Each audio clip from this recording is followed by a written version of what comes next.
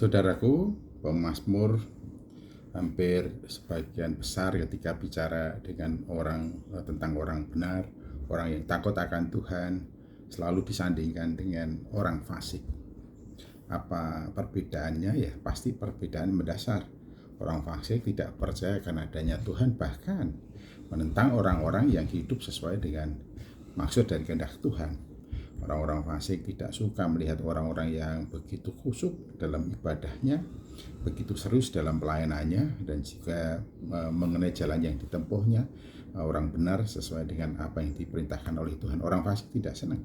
Bahkan juga orang fasik tidak senang, tidak suka terhadap tempat tinggal, desa tempat tinggal, atau kota tempat tinggal, atau negara tempat tinggal dari orang-orang yang hidup takut akan Tuhan. Sehingga apa yang dilakukan oleh orang fasik berusaha demikian rupa untuk menyengsarakan atau juga untuk menganiaya orang-orang yang hidup benar, hidup takut akan Tuhan. Pemazmur juga mengatakan bahwa sudah begitu lama, bahkan sejak masa muda, ia menghadapi orang-orang fasik yang selalu menekan dan tidak membiarkan kalau orang-orang benar itu hidup dalam kenyamanan, kenikmatan, dan kebahagiaan. Selalu berusaha untuk mengganggu dengan perbuatan-perbuatan yang berusaha untuk menyengsarakan, menyusahkan, atau menghalang-halangi, sehingga orang-orang yang hidup takut akan Tuhan, orang benar itu mengalami kesusahan dan penderitaan. Namun demikian, orang benar selalu yakin akan keadilan Tuhan, yakin dan percaya benar akan keadilan Tuhan, sehingga tidak berusaha untuk membalas kejahatan dengan kejahatan, membalas aniaya dengan aniaya, membalas orang-orang yang menyusahkan dengan menyusahkan hidup mereka. Tidak, karena percaya akan keadilan Tuhan. Dikatakan bahwa orang-orang yang membenci orang benar dan membenci kota tinggal orang-orang benar, yang pada waktu itu kota tempat tinggal dan disebut juga kota Allah bagi orang-orang Israel disebut dengan Sion. Dan orang-orang yang membenci Sion akhirnya dia juga akan mundur dengan malu, oleh karena Tuhan yang mempermalukan mereka.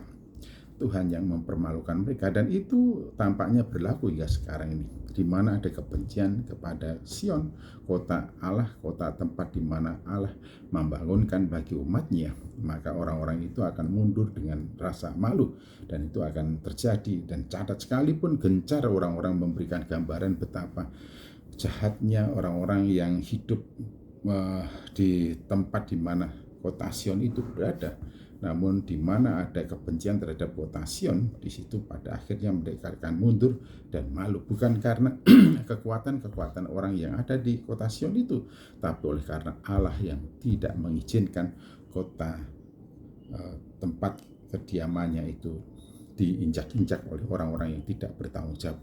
Dan juga digambarkan bahwa orang fasik itu bagaikan akar yang bunga rumput yang tumbuh di sotoh, sehingga tidak perlu dicabut sudah akan menjadi kering sendiri, dan juga tidak perlu ada orang yang mencabitnya lalu menggenggamnya.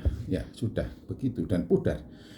Ya mungkin saja di dalam kehidupan dunia ini orang-orang takut akan Tuhan melihat orang-orang fasik itu begitu punya banyak harta, berada pada posisi strategis dalam pemerintahan di dalam dunia ini, punya kekuasaan, dan terus berusaha untuk memperkaya diri dan tidak membiarkan orang-orang lain itu akan menjadi kompetitor dan pesaingnya, sehingga dengan mudah mereka atau dengan tanpa ada rasa takut, tanpa ada rasa apa-apa ketika menyingkirkan orang-orang benar itu dari hadapannya atau berusaha untuk menyengsarakan. Tapi endingnya dikatakan bahwa tanpa dicabut ia sudah menjadi kering, dan tidak ada orang yang menyabitnya dalam genggaman untuk dimanfaatkan, digunakan. Ini artinya pada akhirnya kita semua tahu bahwa orang-orang fasik tidak ada artinya sama sekali.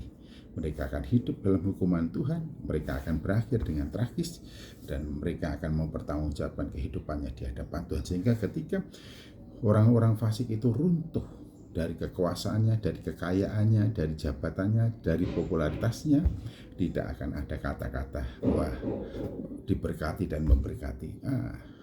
Tidak akan ada kata-kata itu keluar dari orang-orang yang menyaksikannya. Tetapi di mana ada orang benar hidup sesuai dengan maksud dan kehendak Tuhan, di sana ada kata berkat, berkat memberkati. Ada kata shalom satu dengan yang lainnya, karena sumber shalom itu Tuhan sendiri, dan kemudian di antara orang-orang yang takut akan Tuhan saling membagi shalom satu sama lain. Camkanlah ini, pilihlah hidup benar di hadapan Tuhan. Hiduplah takut akan Tuhan sekalipun di sekitarmu berhadapan dengan orang-orang fasik yang berusaha untuk menyengsarakan engkau. Tuhan Yesus Kristus memberkati.